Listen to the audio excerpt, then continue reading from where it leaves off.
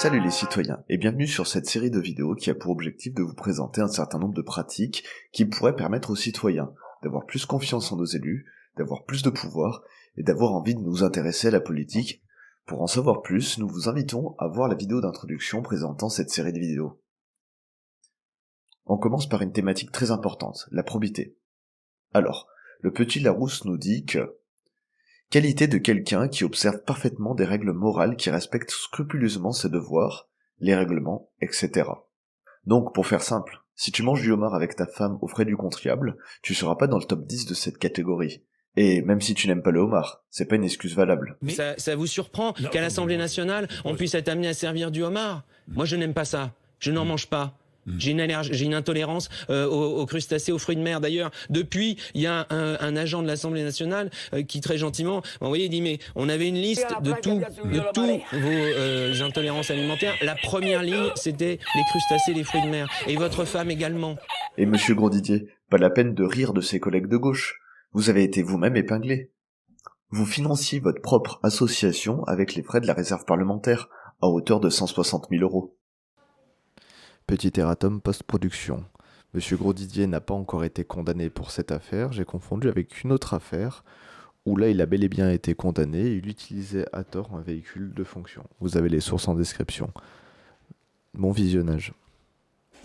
Vous avez compris dans les grandes lignes de quoi il s'agit. Maintenant, nous allons voir, à travers différentes sous-catégories et critères, la façon dont nous pouvons évaluer nos députés. Commençons par l'utilisation de l'argent public. Est-ce qu'à un moment donné, vous n'êtes pas dit, finalement, s'il y a beaucoup de députés qui travaillent encore à côté, est-ce que c'est peut-être parce qu'ils ne sont pas assez bien payés? J'ai entendu qu'il y en a certains qui devaient manger des pâtes, parce qu'avant, ils gagnaient 10 ou 15 000 € et que maintenant, ils se retrouvent avec 5 000 et 300 €. Bien, on est contrôlé, on doit tout justifier.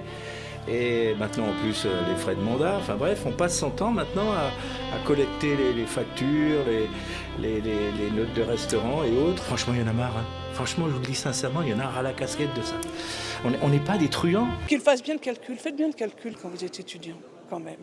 C'est quand même aussi avec nos impôts, hein. Faut quand même pas l'oublier. Arrêtez, si à 18, 19 ans, 20 ans, 24 ans, vous commencez à pleurer parce qu'on vous enlève 5 €, qu'est-ce que vous allez faire de votre vie?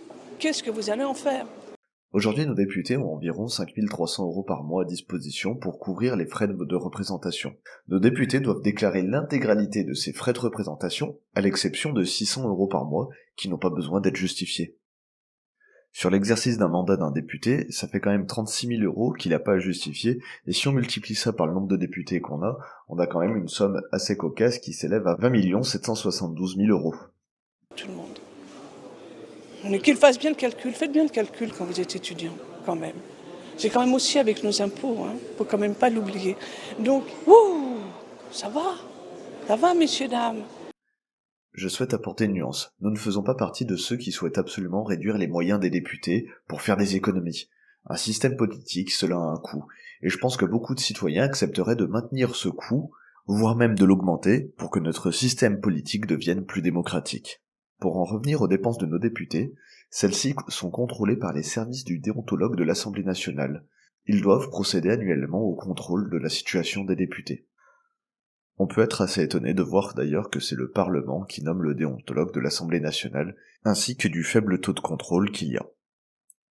Il est essentiel que nos députés fassent preuve de transparence envers les citoyens s'ils souhaitent que l'on retourne vers les urnes ou que l'on puisse tout simplement leur faire confiance. Nous souhaitons que nos députés mettent en ligne leurs frais de mandat, fournissent les détails des dépenses, mettent à jour régulièrement ces données. Sur cette partie, Paula Forteza semble être un très bon exemple à suivre. L'exercice du pouvoir. Il s'agit de la façon dont le député va exercer son pouvoir s'il va remplir certaines conditions que je vais vous décrire juste ici. La première exigence vous semblera sûrement étonnante. Les députés ont pour obligation de déclarer un certain nombre d'éléments à la Haute Autorité pour la transparence de la vie publique. Aujourd'hui, on est forcé de constater que ça n'est pas fait. Tris du projet Arcadie l'a révélé dans un rapport annuel qu'elle a pu produire.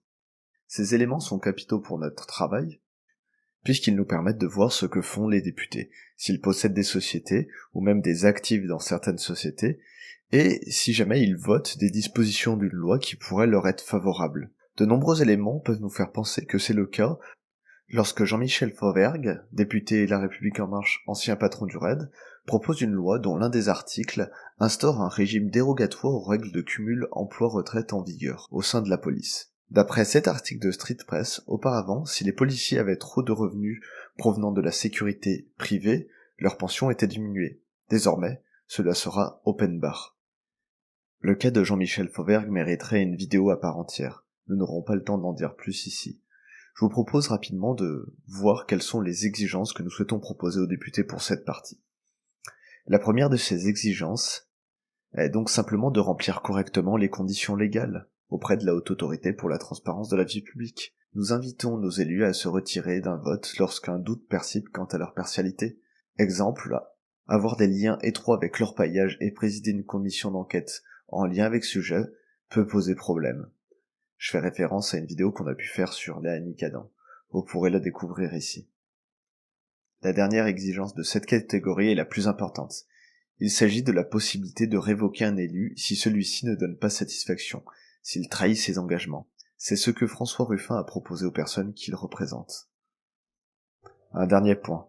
Nous pensons que nos élus doivent faire preuve de transparence sur les affaires judiciaires qu'ils ont pu avoir ou celles qu'ils ont encore en cours. La présomption d'innocence demeure, mais les citoyens doivent savoir s'ils portent au pouvoir quelqu'un ayant fait par exemple du détournement de fonds publics. Ils pourront choisir en connaissance de cause. Ces vidéos sont une ébauche de ces propositions. L'espace commentaire est là pour vous, nous avons besoin de vos retours pour finaliser ces propositions.